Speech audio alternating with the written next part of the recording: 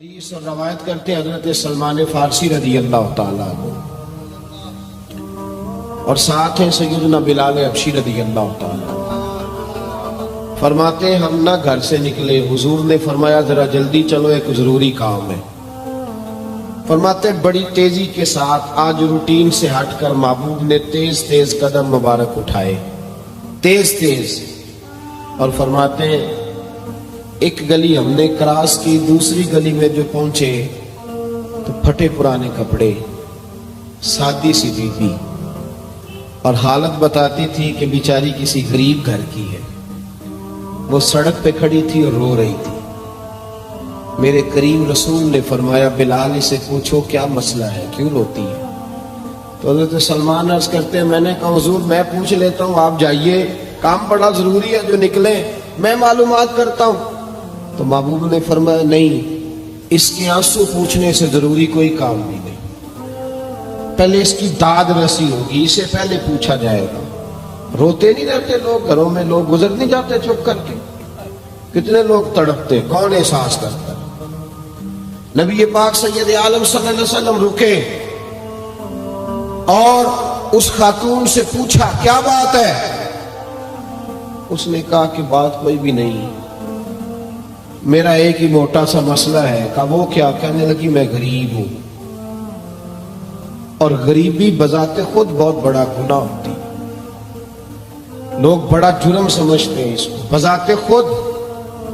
میں نے شروع میں کہا نا کہ مذہبی سٹیج کی بھی صدارت غریب آدمی نہیں کر سکتا، کیونکہ غریب جو ہوا جد کو دتھی ہونی انہیں نیڑے بہنا ہے نا جی، جد کو نہیں انہیں تو پیچھے جا کے بہنا ہے نا، کو کیڑا دتھی ہے۔ اس سٹیج پہ بھی غریب آدمی کی صدارت نہیں ممکن، ہو ہی نہیں سکتا۔ میرے رسول پاک سید عالم صلی اللہ تعالی علیہ وآلہ وسلم نے فرمایا پہلے اسے پوچھو کیا مسئلہ ہے۔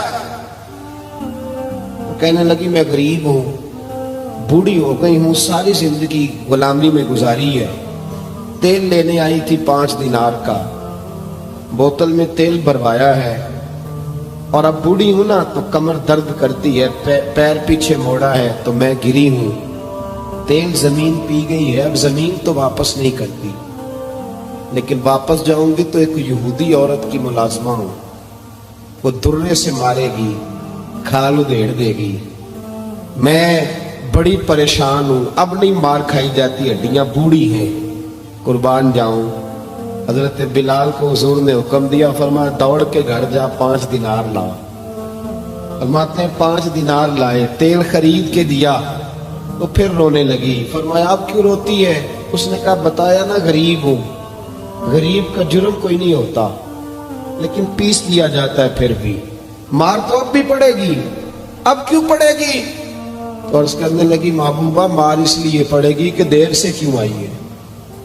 تو میرے کریم رسول اور وہ بی بی حضور ابھی آئے ہیں مدینہ طیبہ، امام یوسف صالحی فرماتے ابھی آئے تھے حضور، سبل الہدی والرشاد کے مصنف کہتے ابھی آئے تھے نبی پاک، وہ جانتی بھی نہیں تھی۔ تو سید عالم صلی اللہ تعالی علیہ وسلم نے فرمایا اچھا مال پڑے گی؟ کہا ہاں۔ اور بھائی کونسلر جو کل آپ کو کہہ رہا تھا نا میں آپ کا خادم ہوں، کونسلر بے گناہ، بلکہ ہمارے ایس ایچ او صاحب اگر چودھری پہ پرچہ آ جائے تو اس کو ٹیلی فون کر کے پوچھتے ہیں صاحب جی تھوڑے خلاف درخواست آئی ہے، کی کرنا ہے؟ تو غریب آدمی بیچارہ، اس کی غلطی یہ تھی کہ وہ غریب تھا تو اس نے ریڑھی لگا لی چوک میں، اس کو دبوچ کے لے گئے، تینوں پتہ نہیں اتنے نہیں کھلوئی تھا، تو اس کے پاس کون انویسٹمنٹ ہی 5000 تھی، سارا لے گئے۔ پھر وہ کونسلر صاحب کے پاس چلا گیا، سر میرے نال چلے آجے ذرا میں تھانے جانا۔ انہیں کہا گڈی کرائی ہے، پیسے ہیں نہیں، ایویں تھانے جائیدا ہے۔ اب وہ گاڑی لایا ہے، پتہ نہیں کہاں سے لایا ہے، تھانے پہنچا ہے، اور یہ ہے ہمارا حال کہ وہ ایس ایچ او بھی بیٹھا ہے کرسی پہ اور کونسلر بھی کرسی پہ بیٹھا، اور وہ غریب پیروں میں بیٹھا ہے، اور ہاتھ باندھ کے کہہ رہا میری ریڑھی دے چھٹو، میری 4 دھیاں نہیں تو میں شامی کھانا کھانا۔ کدھر گیا امت کا وہ ذوق؟ ساری زندگی نعتیں سننے والوں بتاؤ تو صحیح، نعت نے تاثیر کیا دی ہے روح؟ اگر ابھی بھی گھاڑی غریب کے پاس کھڑی نہیں ہوتی تو پھر کیا اثر ہوا ساری زندگی نعت سننے کا؟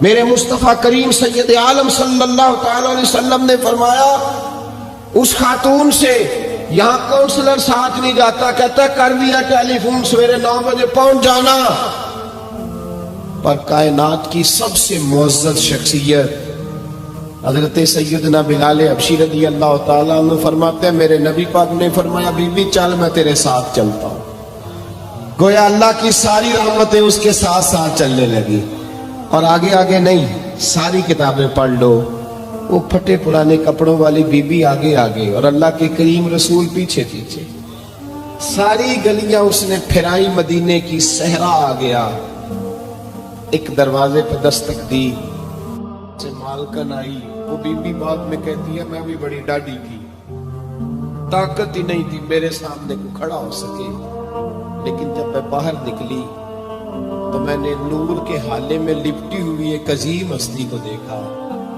فرماتے محبوب کے گورے چٹے رنگ کے اوپر کالی زلفیں اور محبوب پاک کی مقدس آنکھیں جب تک بات کرتے رہے نظریں زمین پہ جھکی رہی، شرم و حیا والے رسول نے بڑے میٹھے بڑے دھیمے بڑے خوبصورت لہجے میں کہا، بریلی کے امام فرماتے نیچی نظروں کی شرم و حیا پہ درود، بڑے دھیمے لہجے میں فرمایا تیری نوکرانی ہے تیری، عورت کہتی ہے میں تو حضور کے جلووں میں محو ہو گئی کہ سادگی میں اتنا حسن میں نے دیکھا ہی نہیں، تیری نوکرانی ہے، کہا تو میرے محبوب نے فرمایا بیچاری کی غلطی کوئی نہیں، اسے مارنا نا، اس سے تیل گر گیا تھا، نیا خریدتے دیر ہو گئی، رو رہی تھی تو میں سفارش کرنے آیا ہوں۔ وہ خاتون کہتی ہے کسی کی نہیں مانی تھی، اور محبوب کے جملوں میں تاثیر اتنی تھی ککھ سواد نہیں مشری اندر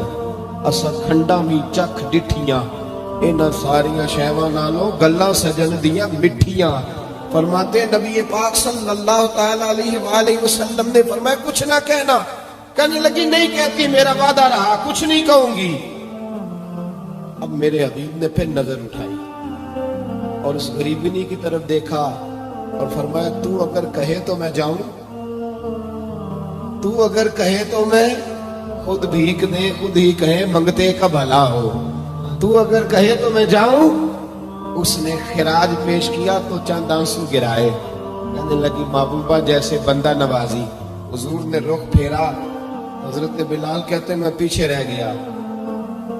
رہ گیا تو وہ دونوں بیویاں دوڑ کے میرے پاس آئیں، کہنے لگی بتا تو صحیح ہے کون، یہ بتا تو صحیح کون تھے، تو حضرت بلال کہنے لگی تم نہیں جانتے، جناب بلال فرمانے لگے یہی تو ہے جنہیں اللہ نے سچا رسول بنا کے بھیجا ہے۔ بیویاں دوڑ کے آئی، کہنے لگی محبوبہ دروازے تک آئے ہو تو خالی تو نہ لوٹاؤ، مہربانی فرماؤ ہمیں بھی کلمہ پڑھا دو۔ ڈاکٹر ہارون کہتے ہیں وہ بیویاں وہاں کلمہ پڑھ رہی تھی اور میں حدیث پڑھ کے کلمہ پڑھ رہا تھا۔